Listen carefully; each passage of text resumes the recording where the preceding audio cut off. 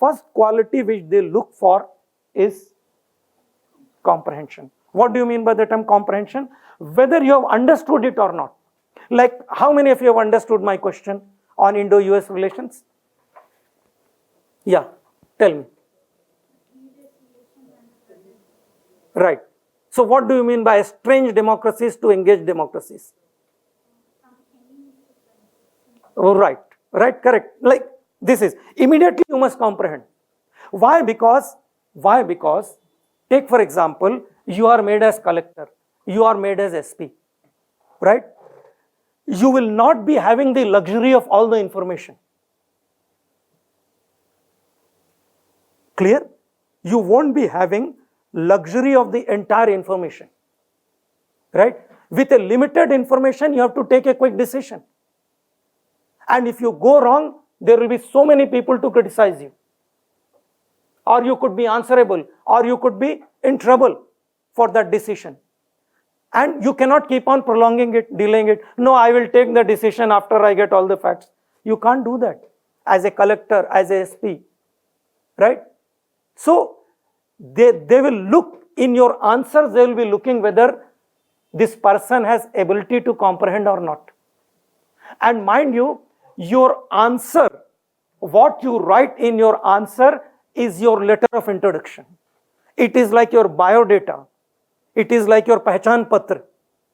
Otherwise, how as an examiner sitting in Delhi will know about you? You may be very excellent, you may be very great and all that. But how that person is going to know? How the person who is correcting your paper in Delhi will know that you are great, you are so brilliant and you are fit for the job? How that person will know? You don't know how he will know. He will know it only through your answer, no? Otherwise, how will he know? So please remember, your answer is your letter of introduction. Like okay, I'll cover that later. So are you clear about comprehension? You have to comprehend things very quickly because you are running against the time and you have limited space. You cannot keep on writing stories in your answer. This giving detailed background, giving this, writing that, all I'll show you how you should write answer. After this, you give me any question, I will tell you how you should go about writing answer. Right? What is required, what is not required in your answer. Many times you write many things that are not required, just like that English professor. Right? So the thing is, firstly, comprehension. Are you clear what is meant by comprehension? Clear? Right. Next is articulation. What do you mean by the term articulation?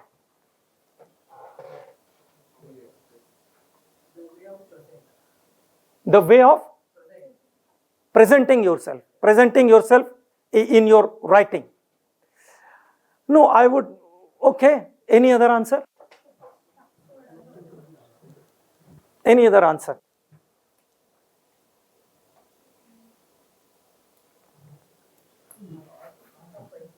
Yes? Art of writing. No, that's what I'm saying.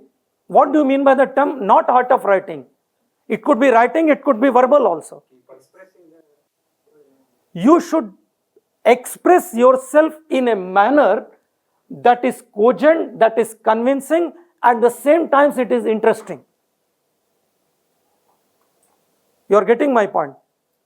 That is why you see why certain people who succeed in public life are great orators. Whether Vajpayee, Modi, you take anyone, KCR, or if you go to the history, Churchill, Hitler. Why Hitler became so powerful? Nobody knew Hitler till 1920s. In 23, there was because of their huge unemployment and other things, there was a huge strike going on. Read his autobiography, Mein Kampf, means my struggle. It's written in German. Simply, he was standing with the crowd. He asked, why these people are shouting? He said, we are against this government and all that. Immediately, you know what he did? He got to the dais and started speaking.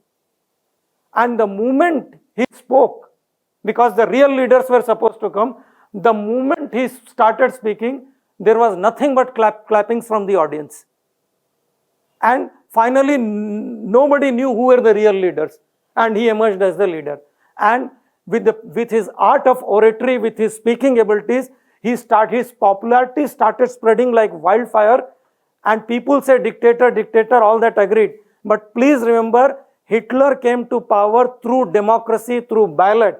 It is people of Germany who voted for him. And why did they vote for him? Was he very impressive to look at? No, he was just 5 person.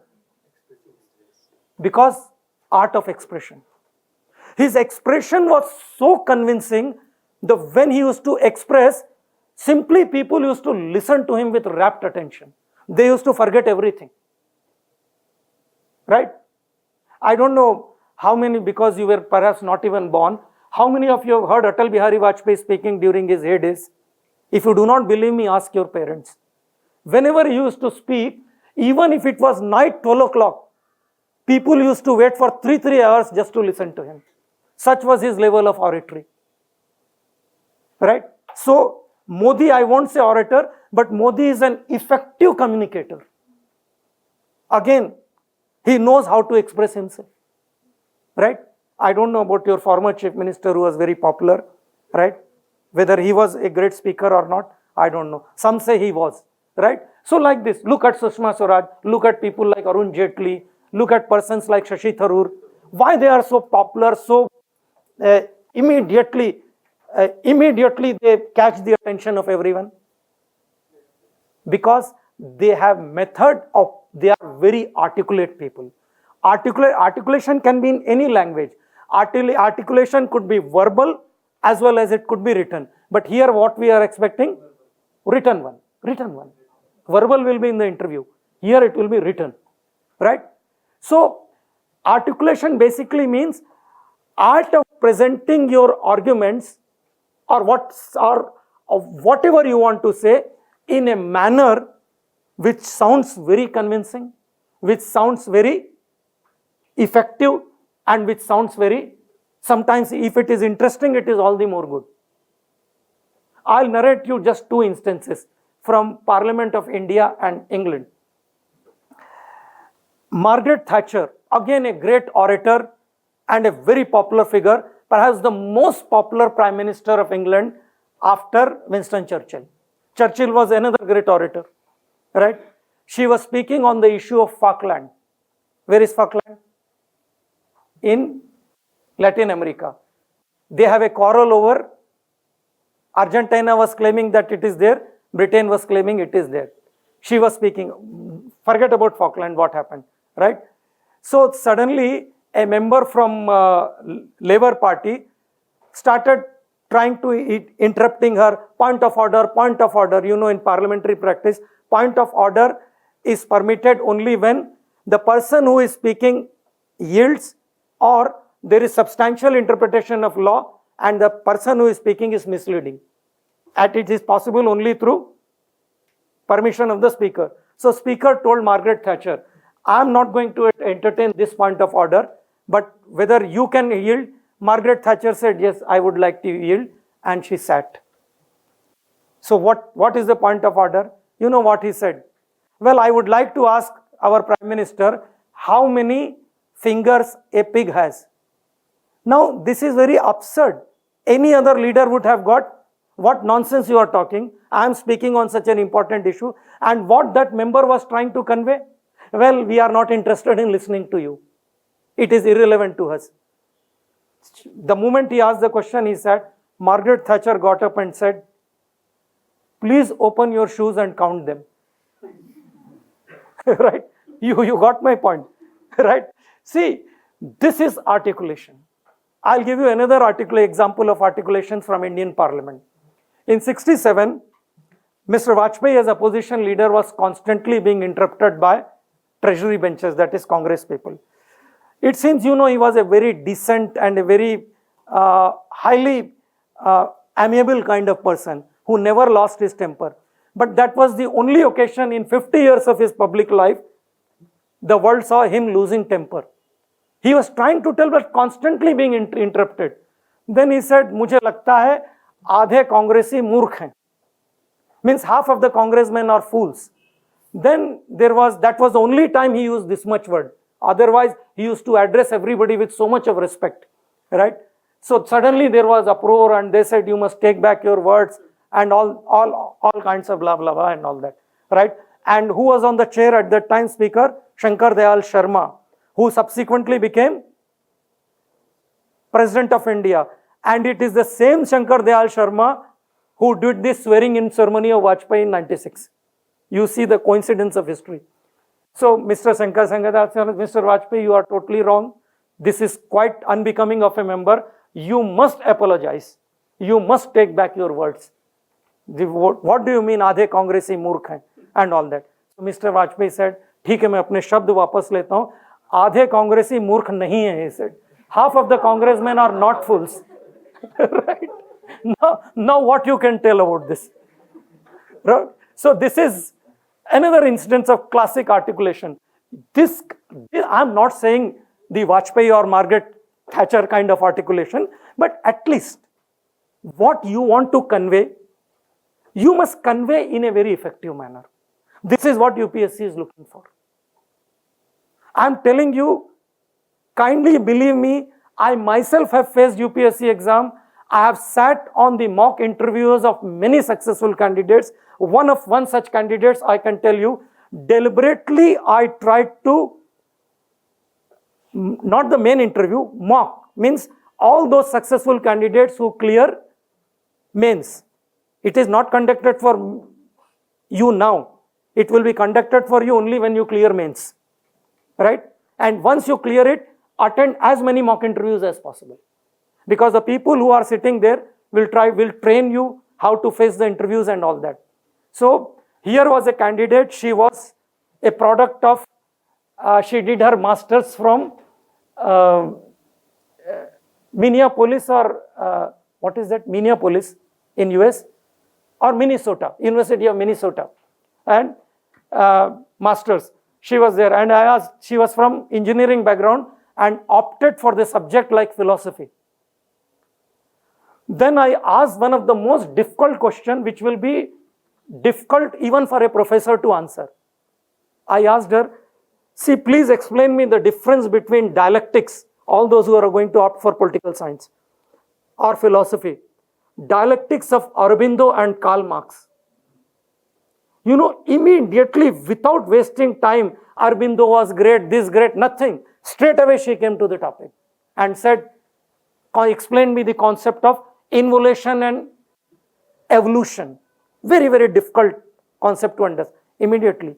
And after that, when interview was over, everything, she casually asked me, sir, asked other members, sir, where I should improve. Everybody gave her suggestions like this is how you should speak and other things.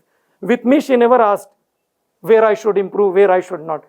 She only said, sir, I am very particular about getting into, because by that time she was already IPS. She came from NPA, National Police Academy, undergoing training. And she said, sir, what do you think? I want IAS. If I don't get IAS, I'll go back to America, right? In order to get IAS, I should get within 100. I said, if you continue like this, I said, forget about 100. I'm 100% sure you will get within 50. If you continue, unless and until you yourself mar your chances by some idiotic reply, I'm 100% sure that you will get within 50. And you know what is the rank she got? 48th. Shall I tell you her name? Watch it on YouTube. She also has explained how you should face interviews, and Garima Agarwal.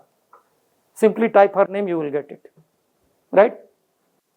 The way she answered, all of us were literally bowled over. Despite the fact that some members were trying to run her down to see whether she is confident enough or not. The moment you run down, you lose your comprehension. But even when we were trying to demoralize her, immediately for a moment it appeared that she is getting demoralized. But immediately she could comprehend the issue. Immediately she was comprehending what is the issue and coming out with the appropriate answers. Right? So, this is what UPSC expects. in your answers. All this must be reflected in your. So are you clear about articulation? Articulation is not merely blabbering or talking. Articulation is talking or writing in a manner which is effective and in a manner which is convincing. And if it is at the same time, if it is interesting, it is all the more good. It is all the more good. Right? Clear? Comprehension, articulation.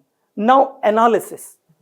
Please understand, today UPSC exam is not a test of your memory. If you are thinking that, simply forget it. If you think that it is simply memory, then you won't be committing the mistake of that professor, but you certainly would be committing the mistake of that boy from Punjab who wrote on father, substituted father with friend, right? So you will be committing the same mistake if you totally rely on your memory. Memory to an extent is fine, but not beyond that, right? Memory beyond a point does not reflect intellect, it reflects lack of it. Getting my point? Nobody expects you to remember when SARC was formed, what was the expenditure, what was the budget, who were prime ministers at that time. In my question, nobody is expecting you that. What they are expecting, whether you know what is meant by endocentricity and whether you know the implications of endocentricity. Clear? Are you clear about it? Right. So today they are looking for more and more analysis in your question. Your answer should be as analytical as possible. Instead of writing gossip or here this point, simply stating facts, one facts after another, because many people have fascination for facts. See, facts are good, important, but in itself they don't mean anything unless and until you fix them in your analysis. Try to fix your facts in analysis. There nobody is going to look at your facts. They will see how you have used these facts.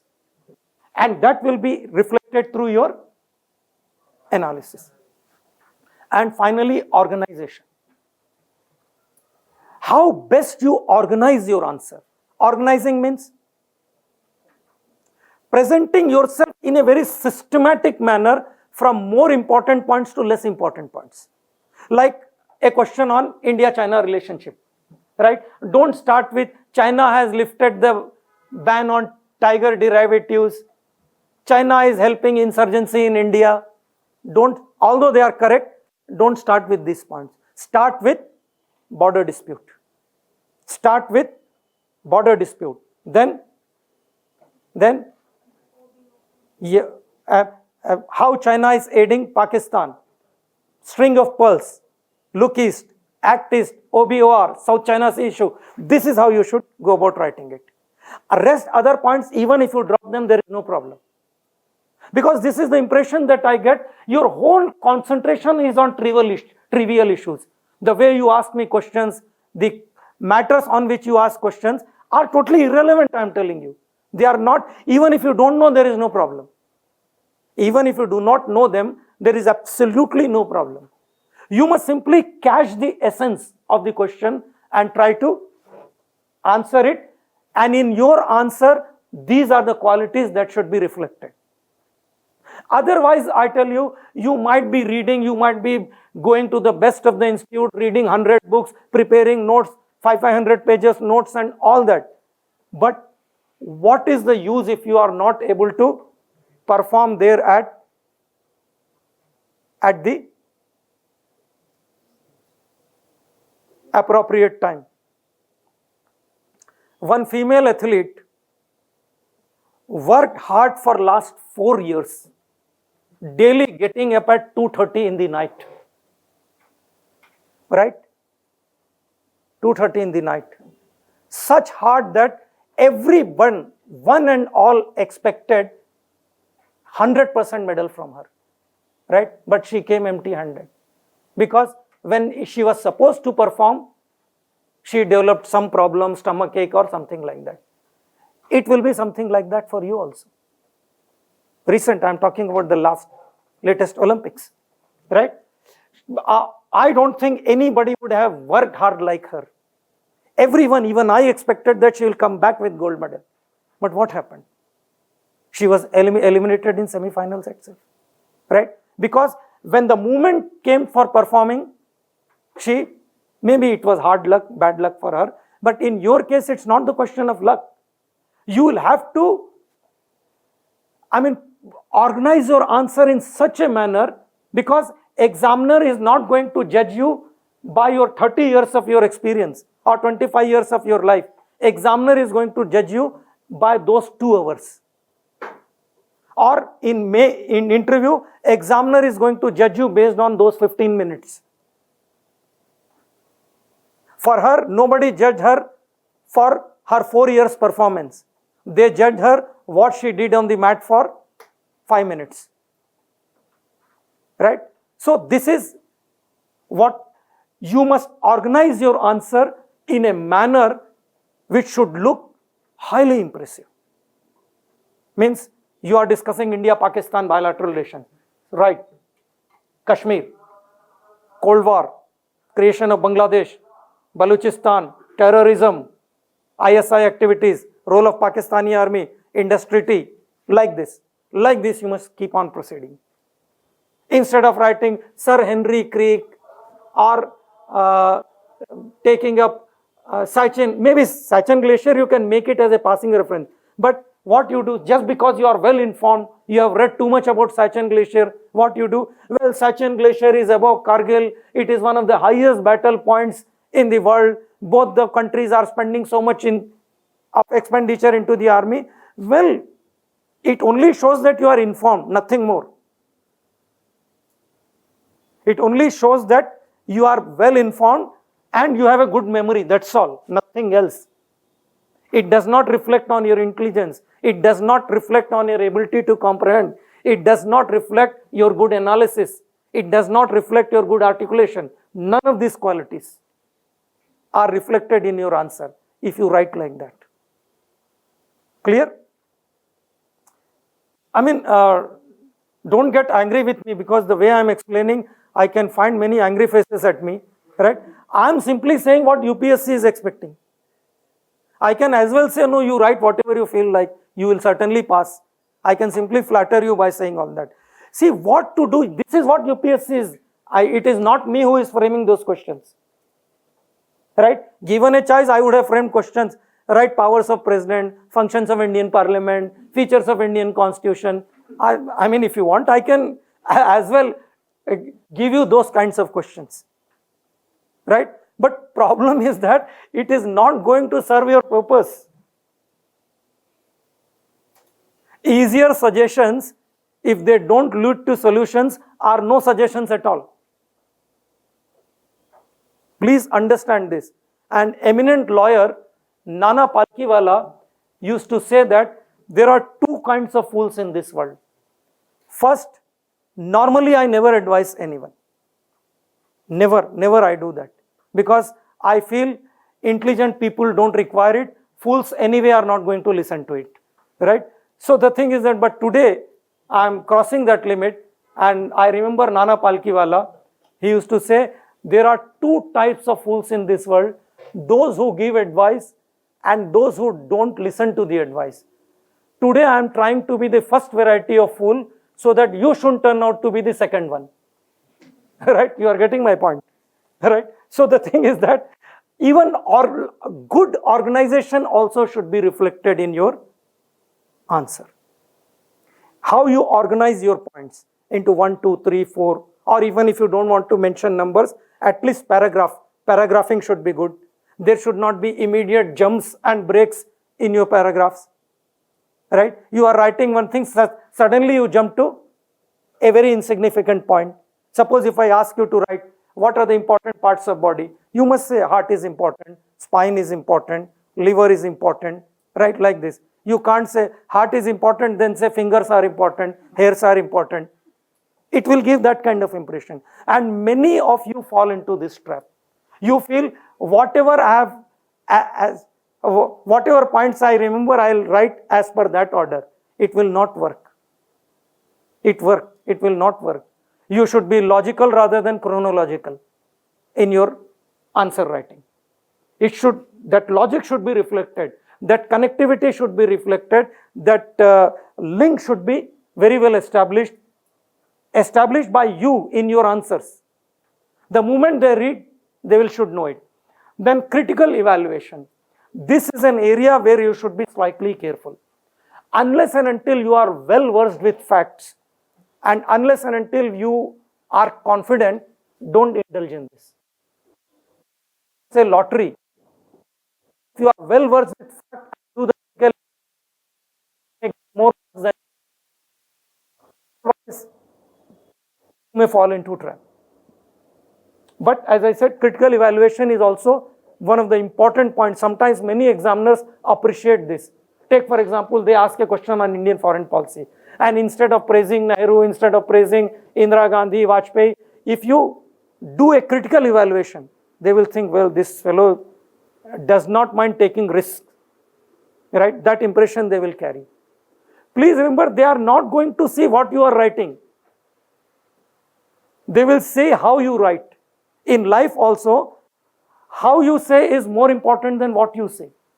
So they will see this. Critical evaluation is a very good weapon, provided you are thorough with facts, provided you are confident. If you feel that you are not confident, avoid such questions or avoid doing critical evaluation, right? The next is originality. See, certain amount of originality must be reflected in your answer. If not, the notes which I am giving you, I must have given it to 5,000 people. Everybody will take in view my notes. Then how is it you are going to look different or sound different?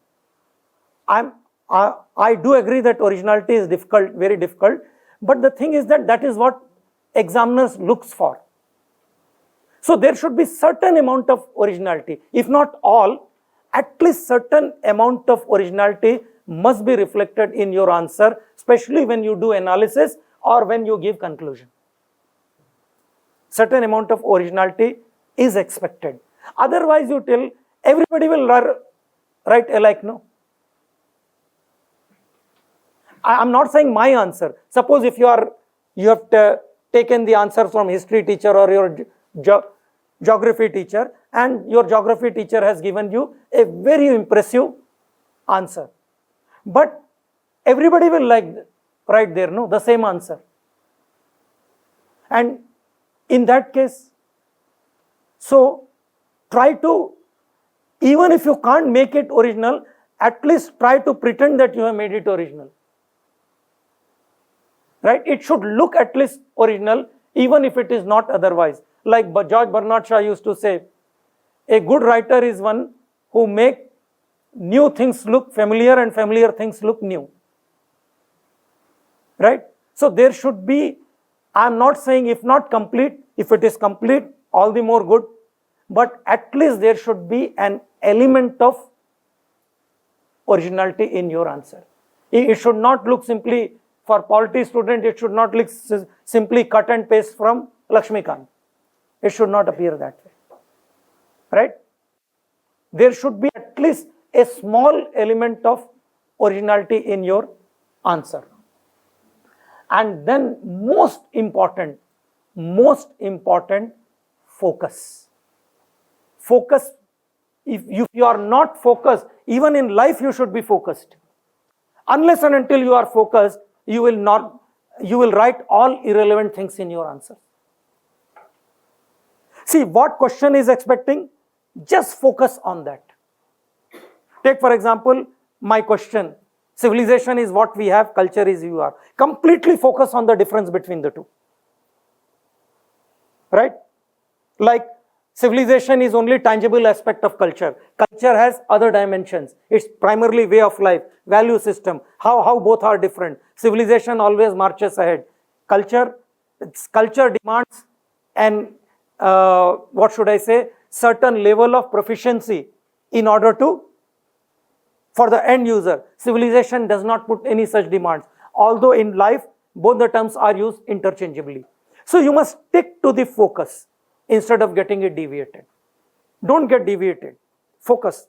And this is one factor which also creates a very, very positive impression about the person who is going to write. Like a very general question was given by an institute called India is Unity in Diversity. Right? If you want, I have not brought that paper, I would have shown you. The girl who wrote this paper, I read her answer. It was out of the world answer, although simple. She did not write in any very impressive English and nothing. But the way she covered the points, constantly sticking to the focus. Throughout the answer, I could see that this candidate is constantly harping back on focus. Even when she was trying to write side points, again shifting to the focus. Right? And this girl was a topper. Topper means first in 2016 or 15. Tina Dabi.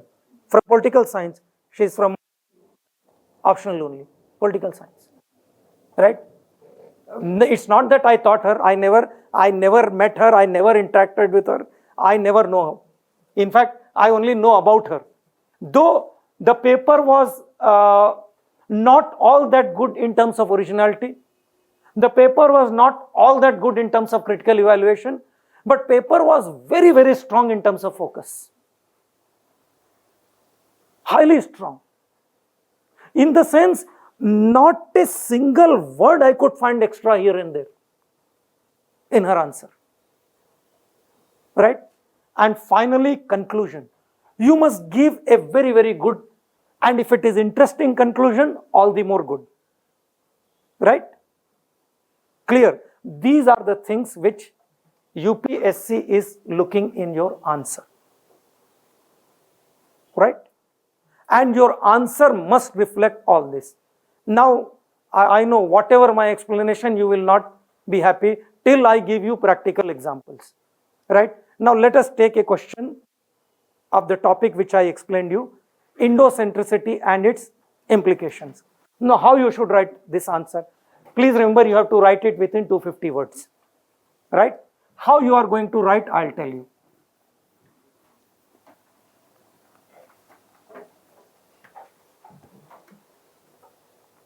Just, what is the question? Indocentricity and its implication. Means it belongs to which regional grouping? SAARC. Because many a times question itself will not be clear. Question will not be clear. You have to draw the right inference.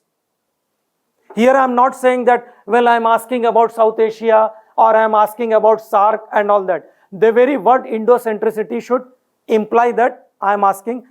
In the morning also I told you, implied doctrine. In international relations, there will be too many implied doctrines in questions. Implied doctrine means what?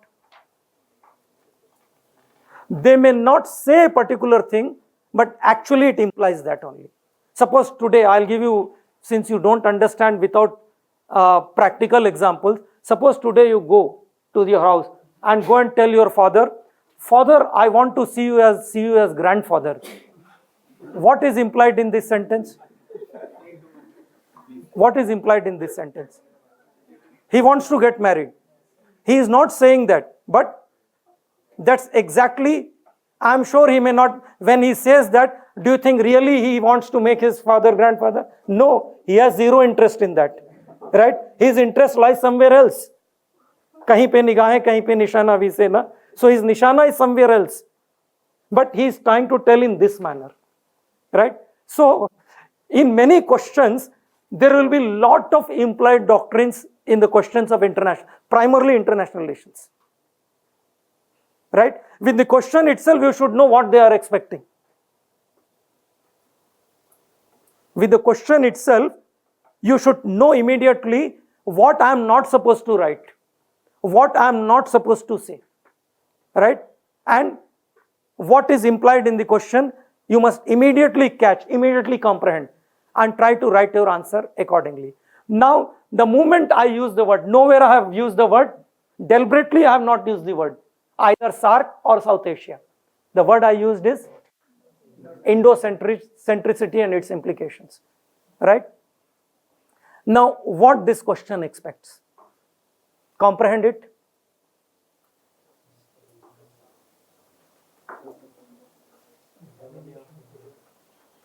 Anyway, I don't want to waste your and my time. The thing is, Indo-centricity means, how is that you are going to write? It is clear that it is for South Asia. Simply write one line about what is a region in global politics. What is a region? An area which is different from others, and it has certain amount of cultural, lingual, historical, other kinds of contiguities. Stop there. You must stop after 1.5 lines or maximum 2 lines. Don't write a third line on this. Just because you know the region, you start writing about region has been historically like this, like that. Don't waste your time. If you are going to write, immediately examiner will conclude that this fellow has nothing to say. It doesn't take much time. You may be thinking that I have written something profound.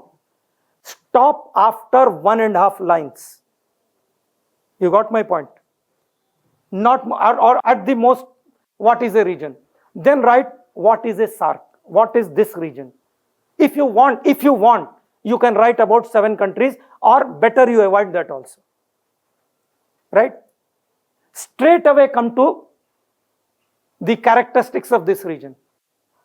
That too, here you are not going to use more than 5 lines. Like, it is densely populated region, figures low in HDI, primary producing. Yes? Primary producing, like this. 4 lines, enough, stop here. Don't add 5th line to this. Right? Because as I said, you have limited space, you have limited time. Come to the core points. Come to the core points. What is core point here?